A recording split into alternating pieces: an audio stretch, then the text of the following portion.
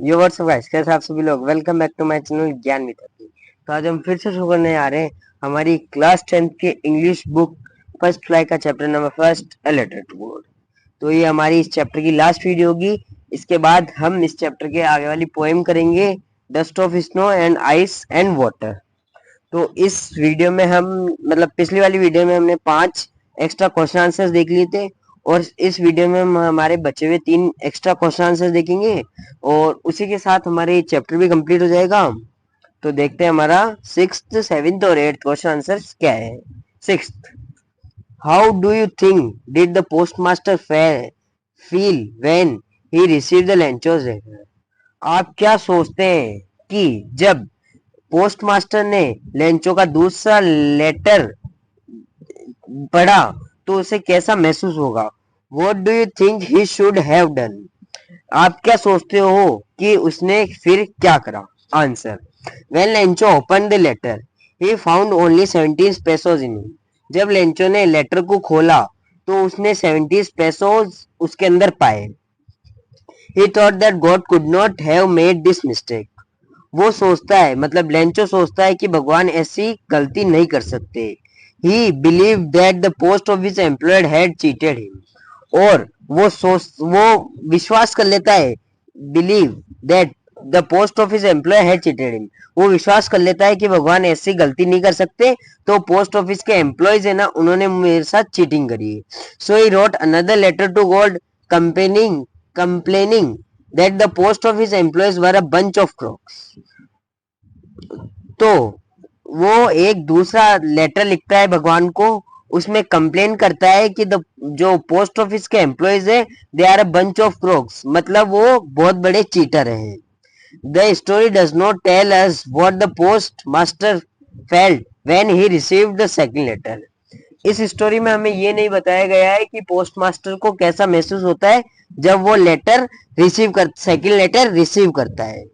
How even it is quite natural that he must felt shocked. ये मतलब बहुत ही सरल बात है कि कोई भी अगर इतनी मदद करने के बाद अपने बारे में कुछ बुरा ही सुनेगा तो वो शॉक्ड ही होगा।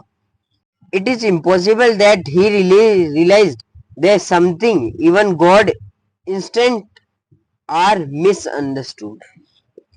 मतलब it is impossible that he realized that sometime even good incidents are also understood। मतलब ये इम्पॉसिबल है, वो सोचता है कि ये इम्पॉसिबल है कि कभी अगर हम कुछ अच्छा इंसिडेंट भी कर दें, और जो अगर कुछ हम अच्छा भी कर दें तो वो कहीं ना कहीं किसी को मिसअंडरस्टूड कर देता है और वो उसके बारे में गलत सोच जाए। From this story we clarify no that he was a nice fellow despite all the shock he received from reading Lencho's second letter। इस स्टोरी से हमें पता पड़ता है कि वो एक बहुत ही अच्छा इंसान था, और डिस्प्यूट मतलब बिखेर देता है अपने सारे शौक को, मतलब भूल जाता है सारे शौक को जो उसे उस लेटर सेकंड लेटर के पढ़ने पे मिला था। He would not clarify that the situation, वो सिचुएशन को बता नहीं पाता है। He was impressed with Lencho's faith in God, वो बहुत ही ज्यादा इम्प्रेस्ड हो जाता है लेंचो का जो विश्वास है भगवान में। And explanation would shut the faith of peace. मतलब जो पोस्टमास्टर जो भी कुछ कहना चाहता है तो भगवान के विश्वास का छोटा सा पीस उसको मिल गया, जिसकी वजह से वो बिल्कुल शट है, चुपचाप है। In my opinion he would agree the remaining money and send to Lencho.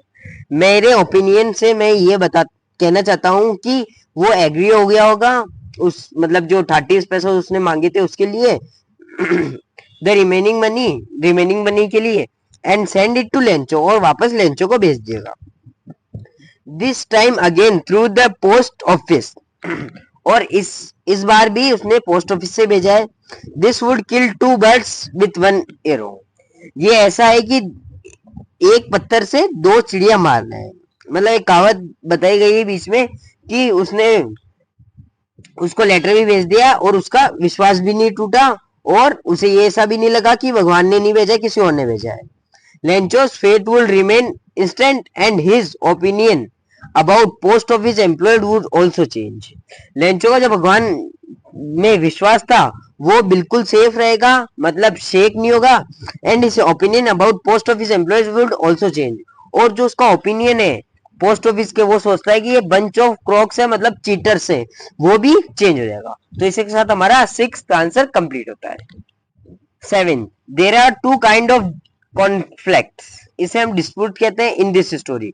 मतलब इस स्टोरी में कुछ दो टाइप के डिस्प्यूट्स हैं बिटवीन ह्यूमंस एंड नेचर, इंसान और प्रकृति के बीच में, एंड बिटवीन ह्यूमन देमसेल्फ, और इंसान के बीच में ही। How are these conflicts illustrated, ये कॉन्फ्लिक्ट्स कैसे इलिस्ट्रेटेड होंगे? तो answer, the conflicts between humans and nature is illustrated by the destruction of Lencho's crop by the hailstones। मतलब इंसान और प्रकृति के बीच में जो डिस्प्यूट है वो साबित होता है जैसे हेलस्टॉर्म्स ने लेंचो की क्रॉप डिस्ट्रॉय कर दी। Lencho has worked really hard on his field sorry and the harvest was really very important for him. मतलब जो लेंचो था वो उसके फील्ड में बहुत हार्ड वर्क कर रहा था, और जो हार्वेस्ट थी वो उसके लिए वेरी इंपॉर्टेंट थी for him. He required money to feed his sorry he required money to feed his family. उसे पैसों की जरूरत थी अपने परिवार का पालन पोषण करने के लिए। However the nature turn violent, उसे अपने परिवार का पालन पोषण करने के लिए पैसों की जरूरत थी, क्योंकि जो नेचर एकदम से, मतलब जो प्रकृति एकदम से वायलेंट हो गई थी, हेलस्टोन्स आने लगे तो उसका क्रॉप डिस्ट्रॉय हो गया। The rain was uncompared by the hailstones. Violet का मतलब यहाँ बताया गया है कि जैसे रेन अकम्पेयर्ड हो गई, मतलब चेंज हो गई हेलस्टॉर्म से, which destroyed the crops, जिसने सारी क्रॉप्स बर्बाद कर दी। The story also illustrated another conflicts between humans themselves। इस स्टोरी में एक दूसरा डिस्प्यूट भी है इंसान और उनके बीच के लोगों में। The postmaster along with the help of the other post office employees sent money to Lencho that they could manage to collect। मतलब जो पोस्ट मास्टर होता है वो और अदर पोस्ट ऑफिस के एम्प्लॉयज होते हैं, वो हेल्प करते हैं पैसे भेजने के लिए लेंचो को जो उन्होंने कलेक्ट करे थे। They were not related to Lencho in any manner. इसके अलावा वो लेंचो से किसी भी तरीके से अटैच नहीं थे। They were not related to Lencho in any manner. It was an act of kindness and selflessness on their part. मतलब ये एक एक्ट था काइंडनेस, मतलब उनमें कितना दिमाग है, और सेल्फलेस होके उन्होंने उनके part. Even through they did a good deed, और इसी साथ उन्होंने एक अच्छी डीड मतलब एक अच्छी काम करा। Lencho blamed them for taking away some amount of money he called them a bunch of crooks. Lencho उन्हें ब्लेम्ड करता है कि उन्होंने लेंचो के जो लेटर था उसमें से कुछ अमाउंट चुरा लिया है, and called them a bunch of Crocs, और उन्हें बंच ऑफ क्रॉक्स कहता है, मतलब चीटर कहता है। bunch of crooks, he shows that the man does not have faith in his fellow humans। ये बताता है कि जो लेंचो था उसको विश्वास नहीं था उसके फेलोज मतलब ह्यूमंस में, thereby giving rush of this कॉम्प्लेक्ट।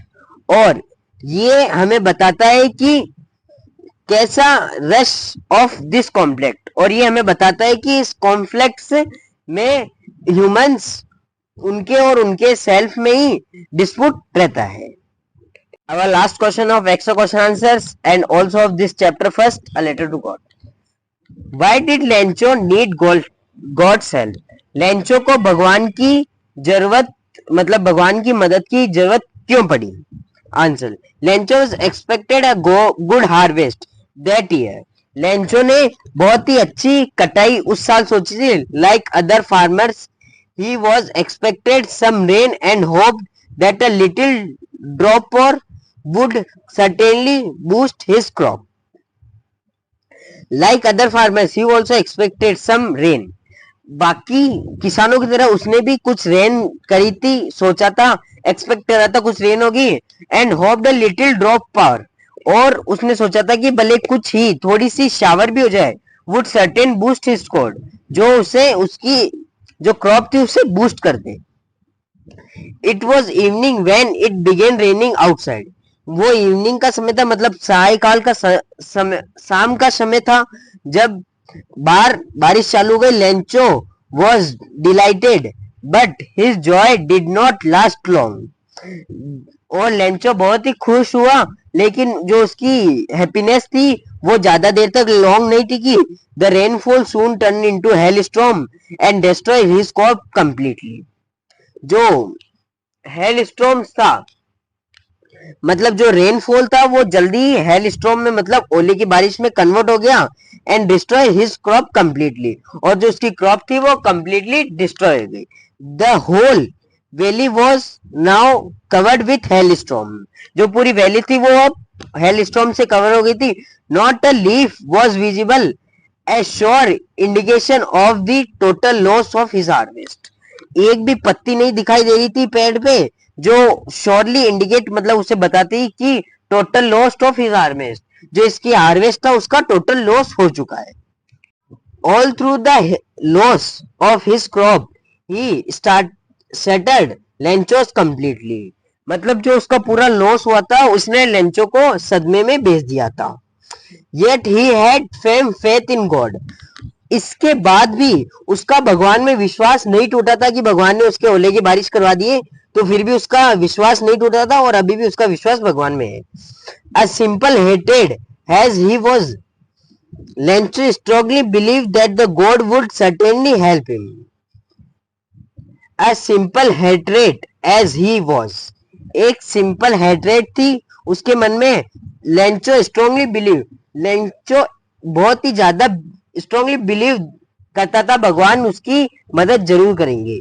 In order to inform the God of his unprediction loss, Lencho wrote him a letter, भगवान को उसके, मतलब जो अविश्वसनीय लॉस हुआ है उसके बारे में बताने के लिए उसने एक लेटर लिखा भगवान को। In the letter he asked God to send him 100 pesos to sow his crop again, उस लेटर में उसने भगवान से 100 पेसोस मांगी जिससे वो अपना खेत वापस से अगेन कर सके। He put the letter in envelope and wrote to God, उसने उस लेटर को एनवेलप में डाला और लेटर के ऊपर लिख दिया to God. On this face, on its face, उसके फेस पे, and put the letter into the mail box at the post office the following Sunday, और उसके फेस पे टू गॉड लिख के उस लेटर को एनवेलप में डाल के और मेल बॉक्स में डाल के, पोस्ट ऑफिस में मेल बॉक्स था पोस्ट ऑफिस में, और फॉलोइंग संडे, मतलब संडे के दिन उसने लेटर को मेल बॉक्स में डाल दिया था पोस्ट ऑफिस के। तो इसी के साथ हमारा ये चैप्टर कंप्लीट होता है। अगली वीडियो में हम इस नेक्स्ट हमारी जो पोएम है डस्ट ऑफ स्नो वो पढ़ेंगे। So see you soon in next video with our next poem. Bye bye.